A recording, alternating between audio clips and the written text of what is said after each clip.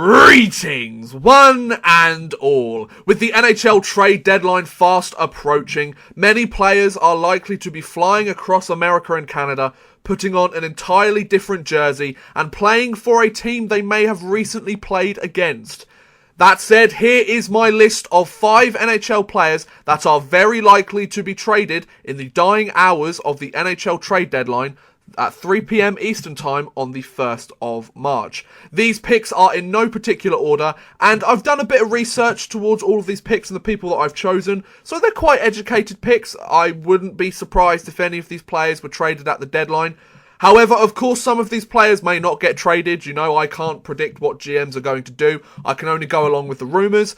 But the probability is that they will get traded. So, without further ado, let's get on with the list. At number 1 on the list, we have Marc-Andre Fleury. Now, it has been said a million times since Matt Murray helped the Penguins win the Stanley Cup last year. With the expansion draft looming, it is silly of Pittsburgh to keep Fleury and expose Murray to leave to the Vegas Golden Knights with nothing in return. Now, Fleury would have to be protected if he stayed with the Penguins due to his no-movement clause in his contract if he stays in Pittsburgh. But it is likely that Marc-Andre Fleury will waive his no-movement clause should he be sent to a team that he wants to go to. He might have a modified no-trade contract that he can select, say, 10 teams that he wouldn't mind being traded to. Now, whilst Marc-Andre Fleury has played well for the Pittsburgh Penguins this year, there's been nothing wrong with how well he's played. The team in front of him have played pretty well as well, so that's good. Keeping him with the Pittsburgh Penguins would do more harm than good for the Penguins franchise.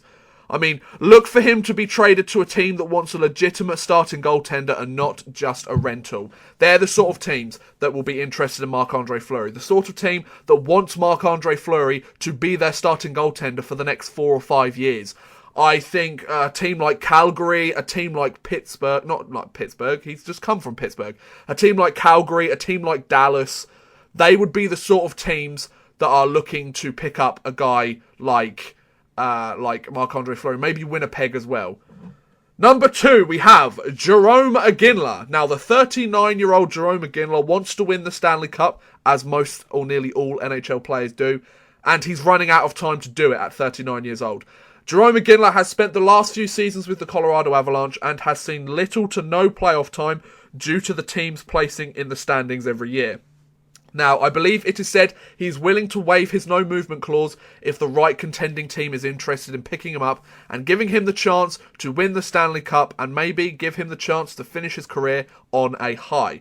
Look for Jarome Iginla to go to a contending team that needs a veteran presence, grit, and secondary scoring. Secondary scoring and a veteran presence, you cannot have enough of that on a team. There will be plenty of teams interested in looking at Jarome Iginla. He's still got some energy in those legs. He's still got some ability in those hands as well.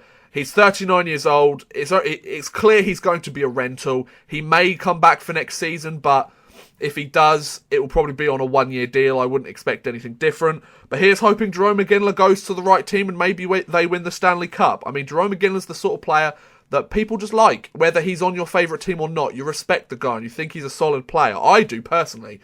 And, I mean, he's never been on a team that I've really supported, so why not?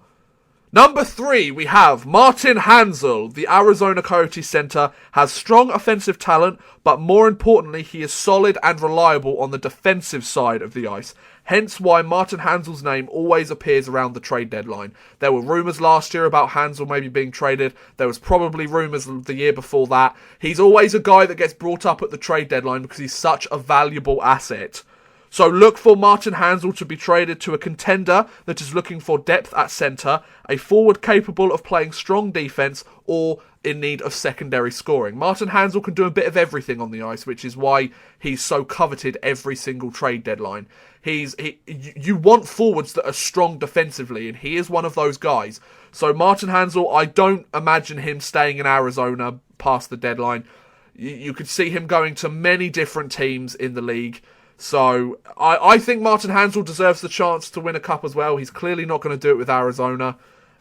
He's one of those guys that teams hate to play against because he knows what he's doing and he does it quietly. He doesn't expect a fanfare about him. as some of the other big names in the NHL do. He just gets the job done, and he goes home, comes back, does the job again when he needs to.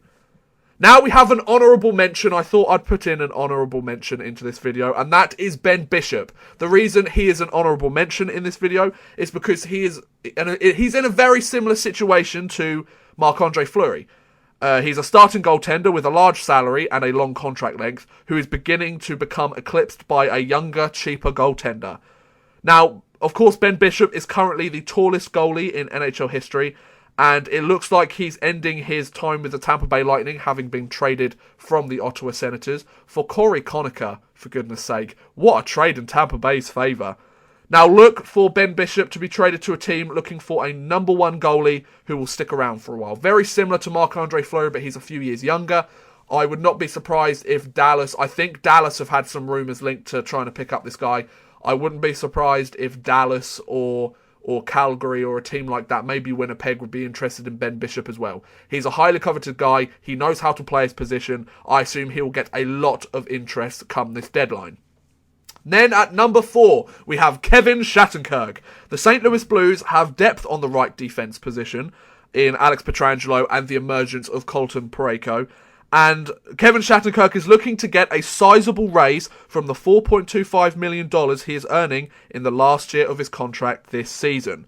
Kevin Shattenkirk is having a great year for his point totals. I believe they might be career highs as well. And he can quarterback a power play like the best of them in the league. Look for Kevin Shattenkirk to be traded to a team looking to solidify their top 4 defensive group, a team with a struggling power play, or a bubble team looking to become a serious contender in the playoffs. There's been links to him maybe going to Edmonton, links to him maybe going to the New York Rangers. There's several teams that are interested in Kevin Shattenkirk. He's probably the guy that's going to get the most return come this trade deadline, if he does get traded, that is. If Kevin Shattenkirk, not Girk, gets traded, he will bring back the most, I think, out of any of the free agents or any of the players that might get traded at this deadline. So look to see if Shattenkirk gets traded and what the team that trades for him has to give up in exchange. And then finally, we have number 5, Shane Doan. The 40-year-old Shane Doan has only ever known the Arizona Coyotes / original Winnipeg Jets organization, having played his entire career with the franchise. However, he clearly isn't getting any younger, and Arizona clearly hasn't played very well. They're pretty much out of playoff contention at the moment. And he's open to a trade if it would give him the chance to win the Stanley Cup, as of course his NHL playing career is rapidly coming to a close. The book is starting to finish on the career of Shane Doan. That said, he won't just go to any contending team. It has to be the right fit for him and the franchise, which I respect. He won't want to go to a team if Arizona get nothing in return. He has too much respect for that franchise, and he's too much of a nice guy to be able to go, right, get a 7th for me in exchange. That will never happen. Nobody will trade Shane Doan for a 7th round pick. But he will want Arizona to get a good amount of stuff back because he genuinely cares about the franchise. So look for Shane Doan to go to a team that needs a strong veteran presence, maybe on a much younger team, something like Edmonton or Buffalo or something like that. Grit or an improvement of their bottom 6 or top 9 or penalty kill. He's a strong penalty killer. He's got good grit. He knows how to adapt to a game. And he can play within the top 9 or the bottom 6. I mean, if you've got a very strong offensively deep roster, then you can put him in the bottom 6. He can play 4th line time if you really wanted to. But he's the sort of guy that adapts to the situation. He's played over 1,500 games in the NHL, so he knows what it takes to stay there. And hopefully, maybe Shane Doan as well can win the Stanley Cup. But yes, there you go. There were my 5 players with an honourable mention, likely or most likely to be traded at the NHL trade deadline on the 1st of March. Who do you think might be traded that I left out? Please feel free to leave it in the comments below. But thank you very much for watching, guys. I hope you have enjoyed. Please feel free to like, subscribe, share, or watch some of my other videos. Thank you very much for watching, and goodbye.